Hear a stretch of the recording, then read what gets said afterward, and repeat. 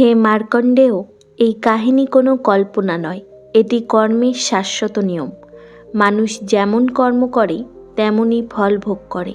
যখন করুণা মরে যায় তখন আত্মা অধঃপতিত হয় আর মানুষ পশুত্বের দিকে এগিয়ে যায়। মানুষের কোন 5টি কর্মের কারণে তাকে পশু যোনিতে জন্ম নিতে হয়? বন্ধুরা, এই প্রশ্ন অধিকাংশ মানুষের মনেই একবার না একবার অবশ্যই জেগে ওঠে।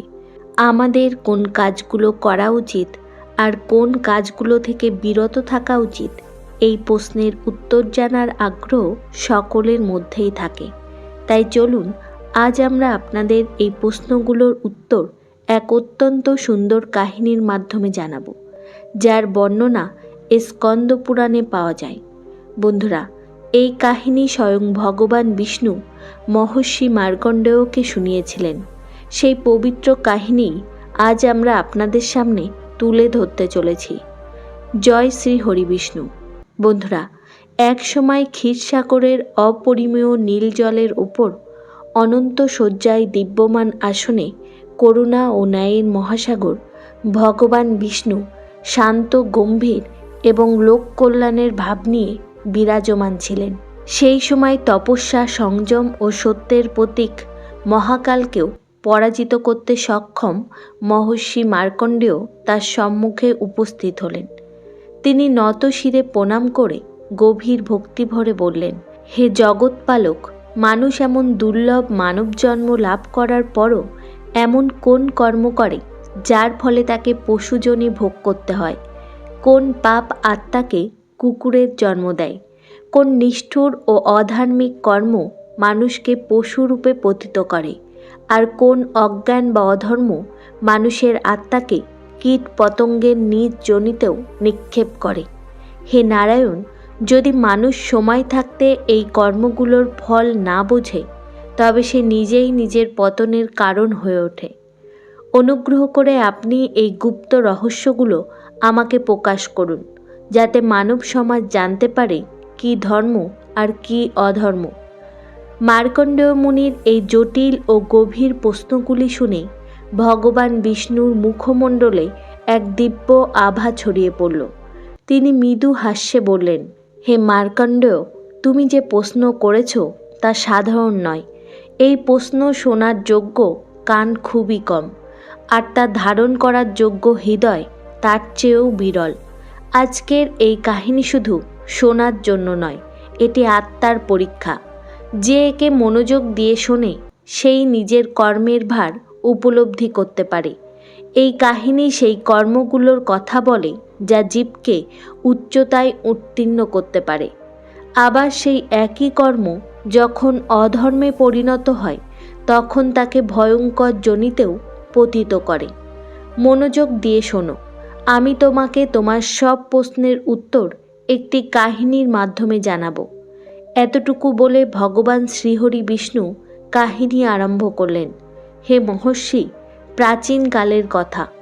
পৃথিবীর এক সুদূর প্রান্তে সবুজে ঘেরা এক ছোট্ট শান্ত গ্রাম ছিল। সেই গ্রামে কাঁচা পথগুলো ছিল মাটির, চারিদিকে সবুজ ফসলের ক্ষেত দুলত, আর প্রভাতবেলায় পাখিদের মধুর কলতানে সমগ্র পরিবেশ পবিত্র মনে হতো। সেই গ্রামেই রামদত্ত নামে এক বিদ্বান ব্রাহ্মণ বাস করতেন। তার ঘর বাহ্যিকভাবে সাধারণ হলেও তার ভিতরে সন্তোষ, শান্তি ও ধর্মের আলো সর্বদা জ্বলজ্বল করত। তিনি বেদ, উপনিষদ ও শাস্ত্রে গভীর জ্ঞানসম্পন্ন ছিলেন। তার জীবন ছিল আড়ম্বরহীন, নিয়ম, সংযম ও ধর্মাচরণের ওপর প্রতিষ্ঠিত। ব্রহ্ম মুহূর্তে জাগরণ, সন্ধ্যাবন্ধন, স্বাধ্যায় ও যজ্ঞ এইসব তার জীবনের স্বাভাবিক অঙ্গ ছিল। তার বাক্যে ছিল মাধুর্য, আচরণে নম্রতা এবং দৃষ্টিতে করুণা। এই কারণেই গ্রামের মানুষ তাকে শুধু পণ্ডিত নয়, পথ প্রদর্শক হিসাবেও সম্মান করত। তার স্ত্রীও ছিলেন সমান ধর্মপরায়ণা। তিনি স্বামীর প্রতি গভীর শ্রদ্ধাশীল ছিলেন এবং তার সেবাকেই নিজের পরম কর্তব্য মনে করতেন। গৃহস্থ জীবনকে তিনি যজ্ঞের মতো পবিত্রভাবে পালন করতেন। তাদের সম্পর্ক শুধু স্বামী স্ত্রীর ছিল না, তা ছিল পারস্পরিক বোঝাপড়া, শ্রদ্ধা ও বিশ্বাসের অটুট বন্ধন। প্রতিদিন ভোরে তিনি স্নান করে তুলসীতে জল অর্পণ করতেন, প্রদীপ জ্বালিয়ে ঈশ্বরের স্মরণ করতেন, মন্ত্র জপ করতেন এবং ভক্তি ভরে প্রার্থনা করতেন। তার কাছে এটি কেবল নিয়ম ছিল না, এ ছিল আন্তরিক আস্থা ও ভক্তির প্রকাশ। তাদের ঘরে ধন, অন্ন ও সম্মানের অভাব ছিল না। গ্রামের মানুষ ব্রাহ্মণ রামদত্তকে শ্রদ্ধা করত এবং কঠিন সময়ে তার পরামর্শ নিতে আসত। তবুও একটি অভাব ছিল, যা তাদের হৃদয়ে নীরব যন্ত্রণার মতো বাস করত। তাদের কোনো সন্তান ছিল না। বহু বছর বিবাহিত জীবন কাটলেও তাদের আঙিনা নিঃসন্তান হয়ে রয়ে গিয়েছিল। বাইরে থেকে সব কিছু পূর্ণ মনে হলেও ভিতরের শূন্যতা বারবার তাদের হৃদয়কে বিদীর্ণ করত। তারা এই বেদনার কথা কাউকেই বলতেন না, কিন্তু নীরবতার আড়ালে তা সর্বদা উপস্থিত থাকত। একদিন ব্রাহ্মণ নীরবে বললেন, সম্মান, সন্তোষ সবই আছে, তবু মনে এক শূন্যতা বারবার জেগে ওঠে। আমাদের কি অজান্তে কোনো ত্রুটি হয়েছে, যার ফলে এই সুখ থেকে বঞ্চিত হয়েছি? পত্নী স্নেহ ও ধৈর্য ভরা দৃষ্টিতে তার দিকে তাকিয়ে শান্ত কণ্ঠে বললেন, স্বামী, ঈশ্বর যা করেন তা আমাদের কল্যাণের জন্যই করেন। সম্ভবত এটি আমাদের কোনো পরীক্ষা। আমাদের অধীর হওয়া উচিত নয়। শ্রদ্ধা ও বিশ্বাস রেখে প্রার্থনা চালিয়ে যাওয়াই আমাদের ধর্ম। তার কথায় কোনো অভিযোগ ছিল না, ছিল শুধু গ্রহণ ও আস্থা। সেই দিন থেকে তারা আরও নিয়মিতভাবে ঈশ্বরের উপাসনা শুরু করলেন। ব্রাহ্মণ ব্রত পালন করলেন, দান পুণ্য করলেন এবং তীর্থস্মরণে মন দিলেন। কিন্তু ঈশ্বরের কাছে তিনি কখনো সন্তান প্রার্থনা করতেন না। তিনি শুধু প্রার্থনা করতেন, হে প্রভু, আমাকে সৎ বুদ্ধি দিন, যাতে আমি সর্বদা সত্য ও ধর্মের পথে চলতে পারি। তবুও তার হৃদয়ের এক কোমল কোণে এক নীরব আকাঙ্ক্ষা লুকিয়েছিল, যা তিনি নিজেকেও স্বীকার করতেন না। সময় তার নিজস্ব গতিতে এগিয়ে চলল। এক রাতে ব্রাহ্মণের স্ত্রী এক আশ্চর্য স্বপ্ন দেখলেন। এক উজ্জ্বল দিব্য আলো তাদের গৃহে প্রবেশ করছে এবং সমগ্র পরিবেশ আলোকিত হয়ে উঠেছে। কিছুদিনের মধ্যেই তিনি ব্রাহ্মণকে জানালেন সেই সংবাদ, যে বহু বছরের নীরব বেদনাকে আশায় পরিণত করল। তিনি গর্ভবতী। এই সংবাদ শুনে ব্রাহ্মণ আনন্দে আপ্লুত হয়ে পড়লেন। তার চোখ দিয়ে অশ্রু গড়িয়ে পড়ল। সে অশ্রু দুঃখের নয়, পরম কৃতজ্ঞতার। তিনি আকাশের দিকে তাকিয়ে বললেন, হে প্রভু, আপনি আমার প্রার্থনা শুনেছেন। এখন আমাদের দায়িত্ব আরও বেড়ে গেল। এই আগত আত্মাকে আমাদের উত্তম সংস্কার দিতে হবে। সময় এলো এবং নির্ধারিত মুহূর্তে তাদের ঘরে এক পুত্র সন্তানের জন্ম হলো। সেই মুহূর্তে তাদের ঘর আনন্দে ভরে উঠল। বহু বছরের নীরব আঙিনা শিশুর কিলকারিতে মুখরিত হয়ে উঠল। ব্রাহ্মণ শিশুকে কোলে নিয়ে প্রায় বলতেন, আমার কামনা আমার পুত্র বড় হয়ে বেদ ও শাস্ত্রের পারদর্শী হোক এবং ধর্মের পথে চলুক। যদি তার হৃদয়ে করুণা ও সত্য বাস করে, তবে জ্ঞান নিজেই তার জীবনে প্রবেশ করবে। ব্রাহ্মণ স্বভাবতই অত্যন্ত দয়ালু ছিলেন। প্রতিদিন সকালে তিনি গরুকে রুটি না খাইয়ে নিজে আহার করতেন না। তার বিশ্বাস ছিল এটাই তার ধর্ম। গ্রামের সরু পথে চলার সময় কোনো কুকুর, বিড়াল বা পাখি দেখলে তিনি থেমে তাদের খাদ্য দিতেন। তিনি এসব করতেন না কোনো প্রদর্শন, না প্রশংসার জন্য। এ ছিল তার অন্তরের করুণার স্বাভাবিক প্রকাশ। একদিন গ্রামের এক প্রতিবেশী তাকে জিজ্ঞেস করল, আপনি এত কষ্ট করে পশু পাখিকে খাওয়ান কেন? ব্রাহ্মণ শান্ত ও করুণা ভরা দৃষ্টিতে বললেন, যদি কোনো ক্ষুধার্তকে দেখে হৃদয় না গলে, তবে শাস্ত্র অধ্যয়নের মূল্য কী? শাস্ত্র তখনই সার্থক যখন তা আচরণে প্রকাশ পায়, নইলে তা কেবল শব্দের ভার হয়ে থাকে। প্রতিবেশী নীরব হয়ে গেল। এদিকে তার পুত্র ধীরে ধীরে বড় হতে লাগল। ব্রাহ্মণ শুধু শাস্ত্র শিক্ষাই দেননি, জীবন সংস্কারও দিয়েছিলেন। বড়দের সম্মান, সত্যবাদিতা, সংযম, কাউকে কষ্ট না দেওয়া এবং সকল প্রাণীর প্রতি করুণা। একদিন শিশুটি জিজ্ঞাসা করল, পিতাজি, আপনি সব প্রাণীকে খাবার দেন কেন? তারা তো কথা বলতে পারে না, ধন্যবাদও জানায় না। ব্রাহ্মণ স্নেহ ভরে তার মাথায় হাত রেখে বললেন, বাবা, তারা কথা বলতে পারে না, কিন্তু যন্ত্রণা অনুভব করে। ক্ষুধা সবার জন্য সমান। যে অন্যের কষ্ট বুঝতে পারে সেই সত্যিকারের মানুষ। করুণা মানুষকে মহান করে। এই কথা শিশু মনে গভীরভাবে দাগ কাটল। সময় গড়ালো। শিশুটি কৈশোরে পেরিয়ে যৌবনে পা দিল। তার মধ্যে নতুন জিজ্ঞাসা জন্ম নিল। গ্রামের শান্ত সীমানা তাকে আর ধরে রাখতে পারছিল না। বাইরের জগৎ, নতুন মানুষ, তাদের চাকচিক্যপূর্ণ জীবন তাকে আকর্ষণ করতে লাগল। অজান্তেই তার পদক্ষেপ এক সঙ্গের দিকে এগোতে শুরু করল, যেখানে ধর্মের আলো ক্রমশ ক্ষীণ হয়ে আসে।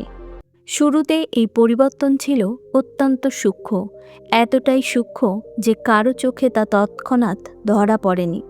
ধীরে ধীরে সে আগের মতো আর পিতার সঙ্গে বসে বেদ পাঠে আগ্রহ দেখাতো না। পূজার সময় কখনো ক্লান্তির অজুহাত, কখনো অন্য কাজের কথা বলে এড়িয়ে যেত। মায়ের উপদেশ ও বোঝানো কথাগুলো এখন তার কাছে বোঝার মতো ভারী মনে হতে লাগলো, যেন সেগুলো তার জীবনের গতি থামিয়ে দিচ্ছে। পিতার মনে তবুও বিশ্বাস ছিল, পুত্র হয়তো সাময়িকভাবে পথভ্রষ্ট হয়েছে, কিন্তু সংস্কারের শিকড় গভীর। একদিন সে অবশ্যই ফিরে আসবে। একদিন তিনি উপযুক্ত সময় দেখে শান্ত ও স্নেহময় কণ্ঠে বললেন, বাবা, আমি দেখছি তোমার মন এখন আর পড়াশোনায় বা সাধনায় লাগে না। তোমার কি কোনো কষ্ট আছে, নাকি আমাদের লালন পালনে কোনো ত্রুটি রয়ে গেছে? পুত্র বিরক্ত স্বরে বলল, পিতাজি, আপনি সব কিছুকে ধর্ম আর নিয়মের সঙ্গে কেন জুড়ে দেন? আজকের পৃথিবী বদলে গেছে। সবসময় গ্রন্থ আর বিধির মধ্যে ডুবে থাকায় জীবন নয়। আমি আমার মতো করে বাঁচতে চাই। তার কথায় প্রশ্ন কম, অসম্মতি বেশি ছিল। এ কথা শুনে মায়ের হৃদয় ব্যথিত হয়ে উঠল। তার চোখে উদ্বেগের ছায়া ফুটে উঠল। তিনি সংযত কণ্ঠে বললেন, বাবা, নিজের মতো করে বাঁচা ভুল নয়, কিন্তু সঠিক ও ভুলের পার্থক্য বোঝাও ততটাই জরুরি। কিন্তু তার অন্তরের উত্থাল পাথাল তাকে ধীরে ধীরে এমন পথে টেনে নিয়ে যাচ্ছিল, যেখান থেকে ফিরে আসা সহজ নয়। এ কথা বাবা মা তাদের অভিজ্ঞতায় আগেই বুঝতে পেরেছিল। তার নতুন বন্ধুরা তাকে গ্রামের সীমানার বাইরে নিয়ে যেতে শুরু করলো, সেসব স্থানে যেখানে নেশা ও মাংস ভক্ষণকে সাধারণ বিষয় বলে মনে করা হয়। যে ছেলে একসময় গরুকে স্নেহে হাত বুলাতো, পাখিদের জন্য দানা ছড়াতো, সে এখন সেই স্মৃতিগুলোকে উপহাসে উড়িয়ে দিত। যে মূল্যবোধ একসময় তার পরিচয় ছিল, এখন সেগুলোই তার কাছে বোঝা ও পশ্চাৎপদতা বলে মনে হতে লাগলো। এক রাতে সে নেশাগ্রস্ত অবস্থায় টলতে টলতে বাড়ি ফিরল। তার পোশাক এলোমেলো, পদক্ষেপ ডগমগ, আর চোখে মদের লাল আভা স্পষ্ট। পুত্রকে সেই অবস্থায় দেখে ব্রাহ্মণের হৃদয় কেঁপে উঠল। বছরের পর বছর তপস্যা, বিশ্বাস ও আশা যেন এক মুহূর্তে স্তব্ধ হয়ে গেল। তিনি কোনো কঠোর কথা বললেন না, কণ্ঠ উঁচু করলেন না, কিন্তু তার কণ্ঠের বেদনা যে কোনো কঠোরতার চেয়েও তীক্ষ্ণ ছিল। তিনি ধীরে বললেন, বাবা, এই পথ তোমাকে কোথায় নিয়ে যাবে আমি জানি না। আমি তোমাকে সত্য ও সংযমের শিক্ষা দিয়েছিলাম। মনে রেখো, তোমার কর্ম শুধু তোমার জীবন নয়, সমস্ত বংশকে প্রভাবিত করবে। পিতার কথা শুনে পুত্র উচ্চস্বরে হেসে উঠল। তার হাসিতে উপহাস মিশেছিল। সে বলল, পিতাজি, আপনি পুরনো চিন্তায় আটকে আছেন। আজকের পৃথিবী আলাদা। জীবন একবারই মেলে। মন মতো না বাঁচলে তার মানে কি? তার কথা বাবা মায়ের হৃদয় বিদীর্ণ করে দিল। মায়ের চোখ ভিজে উঠল। পিতার দৃষ্টি মাটিতে নেমে গেল। তবুও তারা নীরব রইলেন। ভেবেছিলেন ক্রোধ নয়, ভালোবাসা ও ধৈর্যই একদিন তাকে ফিরিয়ে আনবে। কিন্তু সময়ের সঙ্গে পরিস্থিতি আরও খারাপ হতে লাগলো। পুত্রের আচরণ দিন দিন কঠোর হয়ে উঠল। এখন সে শুধু উপেক্ষাই করত না, খোলাখুলি অপমান করত। যখনই তাকে বোঝানো হতো সে তিরস্কার করত, কটু কথা বলতো এবং বাড়ি ছেড়ে বেরিয়ে যেত। যে বাড়ি একসময় শান্তি ও সংস্কারের কেন্দ্র ছিল তা এখন নীরবতা ও যন্ত্রণার স্থানে পরিণত হলো। মাতা পিতার চোখে উদ্বেগ গভীর হতে লাগলো, মনে এক অজানা ভয় জন্ম নিল। যদি এই পথভ্রষ্টতা এমন জায়গায় পৌঁছায় যেখান থেকে ফেরার পথই হারিয়ে যায়। একদিন পুত্র বন্ধুদের সঙ্গে বসেছিল। তাদের একজন দ্বিধাভরা কণ্ঠে বলল, তোমার বাবা তো সারা গ্রামের ধর্ম ও পবিত্রতার প্রতীক। তুমি যা করছো তাতে তোমার কখনো অপরাধবোধ হয় না?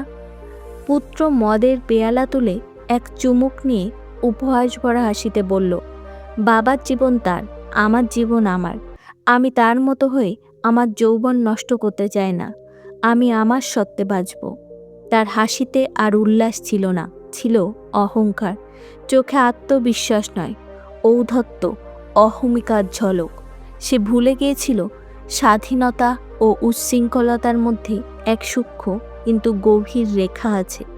সেই রেখা পার হলে মানুষ নিজেই নিজের পতনের কারণ হয়। এদিকে বাড়ির পরিবেশ সম্পূর্ণ বিপরীত। সেখানে কোনো শব্দ নেই, শুধু নীরবতা। মা প্রতিদিন সন্ধ্যায় প্রদীপের সামনে বসে প্রার্থনা করতেন। তার ঠোঁট থেকে শব্দ খুব কম বেরোতো, কিন্তু চোখের জল তার বেদনার ভাষা হয়ে উঠত। তিনি ঈশ্বরের কাছে কোনো অভিযোগ করতেন না, শুধু প্রার্থনা করতেন তার ছেলে যেন সঠিক পথে ফিরে আসে। এক সন্ধ্যায় পিতা বললেন, আমি আমার কথা তোমার ওপর চাপিয়ে দিতে চাই না।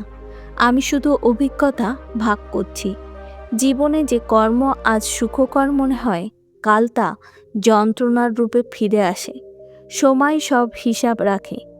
পুত্র বিরক্ত হয়ে কথা কেটে বলল, আপনি সবসময় ভবিষ্যতের কথা বলেন। আমি বর্তমান নিয়ে বাঁচি। আমার উপদেশ দরকার নেই, আমার স্বাধীনতা চাই। তার কথায় অনুরোধ নয়, সংঘর্ষ ছিল। সংলাপ নয়, প্রত্যাখ্যান ছিল। সেই রাতে ব্রাহ্মণ অনেকক্ষণ জেগে রইলেন। প্রদীপের শিখা বারবার কাঁপছিল, যেন তার মনের অস্থিরতা প্রকাশ করছিল।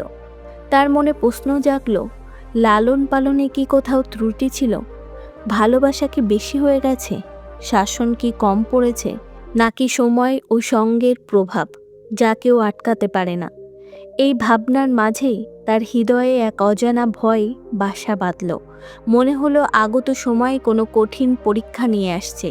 কারণ এখন পুত্র সম্পূর্ণভাবে কুসঙ্গের অন্ধকারে ডুবে গেছে। মাংস ও মদ তার জীবনের সাধারণ অংশ হয়ে উঠেছে। বাড়ির মর্যাদা, মায়ের মমতা, পিতার তপস্যা সবই তার কাছে অর্থহীন হয়ে পড়েছে। সে নিজের প্রতিটি কাজ যুক্তি দিয়ে সঠিক প্রমাণ করতে শুরু করলো। তার মনে হচ্ছিল সেই সঠিক, আর পৃথিবী পিছিয়ে পড়েছে।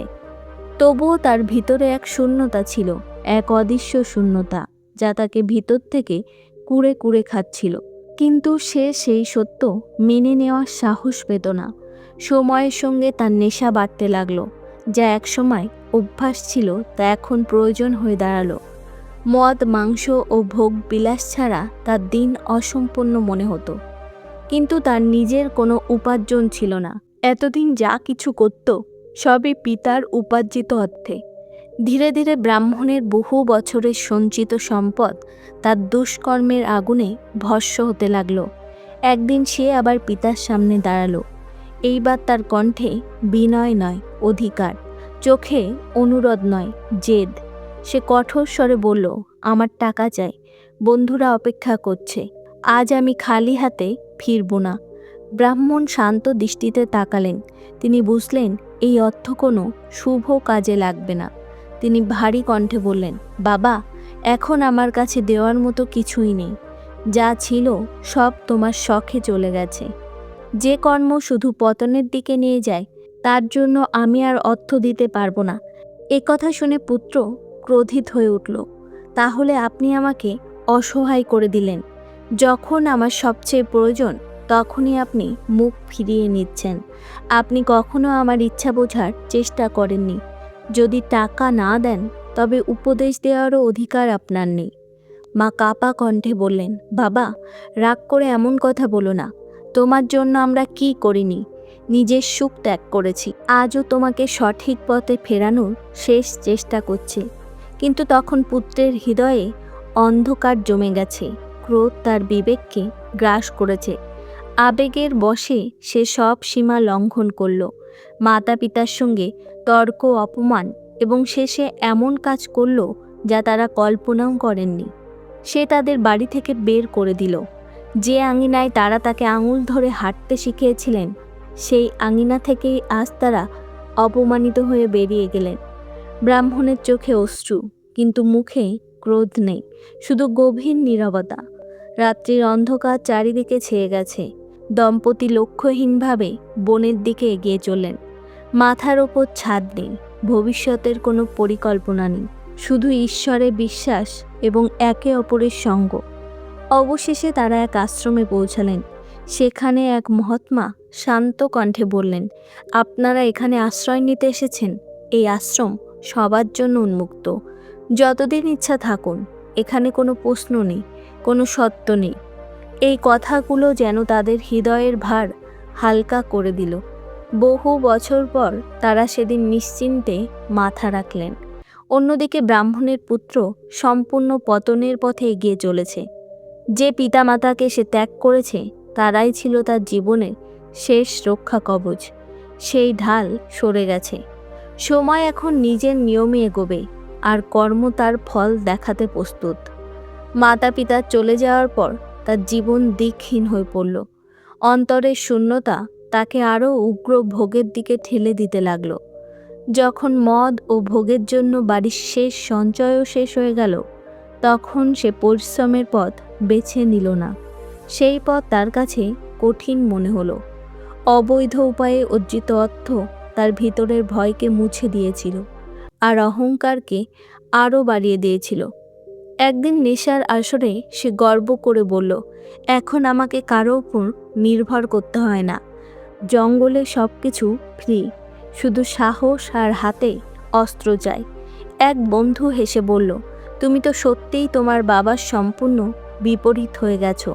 সে উচ্চ হাস্যে বলল, তারা আশ্রমে ভজন করবে, আর আমি আমার জীবন উপভোগ করব। জীবন নিজের সত্ত্বে বাঁচার জন্য। দিন কেটে গেল। রাতগুলো নেশায় ডুবে রইল। পাপের পর পাপ জমতে লাগলো, যেন অদৃশ্য কোনো হিসাব লেখা আছে। হঠাৎ একদিন তার শরীরই তার বিরুদ্ধে দাঁড়ালো। তীব্র পেটের ব্যথা, অসহনীয় যন্ত্রণা, মনে হচ্ছিল শরীরের ভিতর কিছু ছিঁড়ে যাচ্ছে। মুখ ফ্যাকাশে হয়ে গেল, চোখের জ্যোতি নিভে এলো, শরীর দুর্বল হয়ে পড়ল। সে ঠিকমতো বসতে বা হাঁটতে পারত না। রাতগুলো কষ্টে কাতর হয়ে কাটতে লাগলো। যে বন্ধুরা একসময় তার সঙ্গে হাসত, তারা দূরে সরে যেতে লাগলো। নেশাও আর তাকে আরাম দিতে পারল না। প্রথমবার সে নিজের নিঃসঙ্গতা অনুভব করল। একদিন অসহ্য যন্ত্রণায় ভেঙে পড়ে সে বন্ধুদের ডেকে কাঁপা কণ্ঠে বলল, আমার পেটে ভয়ানক ব্যথা, শরীর আর চলছে না, মনে হচ্ছে গুরুতর অসুখ হয়েছে। তোমরা কয়েকদিন আমার সঙ্গে থাকো, আমাকে একা রেখো না। বন্ধুরা তাকে উপর থেকে নিচ পর্যন্ত দেখল। শরীরে রোগ, রক্তক্ষরণ, দুর্গন্ধ, সব কিছু তাদের ভয় পাইয়ে দিল। তারা একে অপরের দিকে তাকালো। কারো চোখে সহানুভূতি ছিল না, ছিল শুধু ভয়। কিছুক্ষণ নীরবতার পর একজন পিছিয়ে গিয়ে বলল, এ তো ভয়ঙ্কর রোগ মনে হচ্ছে। তোমার কাছে থাকলে আমাদের বিপদ হতে পারে। তুমি কোনো বৈদ্যকে দেখাও। এক এক করে সবাই তার কাছ থেকে দূরে সরে যেতে লাগলো।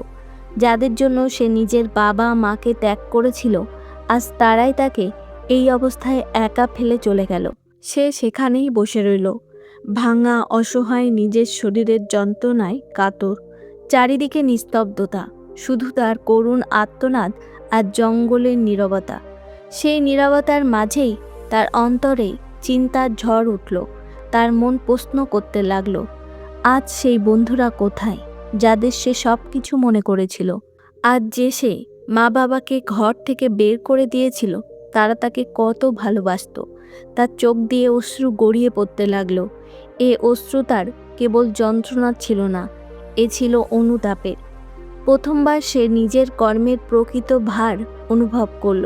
তার হৃদয় যেন নিজেকেই প্রশ্ন করল, আমি এসব কার জন্য করলাম? মদ, মাংস আর ক্ষণিক সুখের জন্য? বন্ধুরা, এই পর্যায়ে ভগবান বিষ্ণু মহর্ষি মার্কণ্ডেয়কে বললেন, হে মহর্ষি, ব্রাহ্মণের পুত্রের ক্ষণিক আনন্দ তার কাছ থেকে তার ঘর কেড়ে নিয়েছে, মায়ের মমতা কেড়ে নিয়েছে, পিতার স্নেহ ছায়া কেড়ে নিয়েছে। এখন তার কাছে নেই ধন, নেই সঙ্গী, নেই কোনো আশ্রয়। ধীরে ধীরে তার মায়ের কথা মনে পড়তে লাগলো। আজ যে কর্ম সুখকর মনে হয়, কাল তা যন্ত্রণার রূপে ফিরে আসে। সে বুঝল, শরীরের যন্ত্রণার চেয়ে মনের যন্ত্রণা অনেক ভয়ঙ্কর। অনুতাপের আগুনে তার মন জ্বলতে লাগলো। সে বুঝে গেল, যে আপনজনদের ত্যাগ করে সে শেষ পর্যন্ত একাই থেকে যায়। জঙ্গলের গভীর নীরবতায় তার আওয়াজ প্রতিধ্বনিত হতে লাগলো। গাছপালা আর অন্ধকার ছাড়া তার দুঃখের আর কোনো সাক্ষী ছিল না। সময় যেন তার জন্য থেমে গেছে। সে সামনে কোনো পথ দেখতে পাচ্ছিল না, আর ফিরে যাওয়ার শক্তিও হারিয়ে ফেলেছিল। বন্ধুরা চলে যাওয়ার পর সে সম্পূর্ণ একা হয়ে গেল। শরীর যন্ত্রণায় পূর্ণ, মন অনুতাপে ভরা। সেই নিঃসঙ্গতায়, সেই অসহায় অবস্থায় প্রথমবার সত্যিকারের অর্থে তার মা বাবার কথা মনে পড়ল। তার হৃদয়ে ক্ষীণ এক আশার আলো জ্বলল। এই পৃথিবীতে যদি কেউ এখনও তাকে গ্রহণ করতে পারে, তবে তারা শুধু তার মা বাবাই। এই ভাবনা আসতেই তার চোখ আবার ভিজে উঠল। সে বুঝতে পারল, যাদের ভালোবাসা নিঃস্বার্থ, তাদের হারানোর পরই তাদের মূল্য বোঝা যায়।